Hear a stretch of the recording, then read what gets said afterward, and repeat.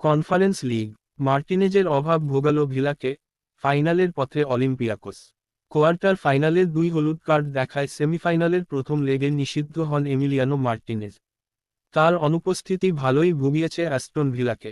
Argentine গোলরক্ষককে ছাড়া খেলতে নেমে ঘরের মাঠে 4-2 গোলে হেরেছে অ্যাস্টন ভিলা। হ্যাটট্রিক করেন মরক্কান ফরোয়ার্ড আইয়ুব এল কাবিতাতে উয়েফা কনফারেন্স লিগের ফাইনালের পথে এক ধাপ এগিয়ে গেল অলিম্পিয়াকোস। বৃহস্পতিবার 2রা মে রাতে ভিলা পার্কে বল দখল থেকে আক্রমণ, সব দিকে এগিয়ে ছিল অ্যাস্টন ভিলা। 66% সময় বল দখলে রেখে 17টি শট নিয়ে তারা 7টি গোলমুখে রেখেছিল। বিপরীতে 8 শট নিয়ে 5টি লক্ষ্য বরাবর রেখেছিল অলিম্পিয়াকোস। বল দখল কিংবা আক্রমণে পিছিয়ে থাকলেও ম্যাচের ফলটা ভালোভাবেই নিজেদের করে নেয় অলিম্পিয়াকোস।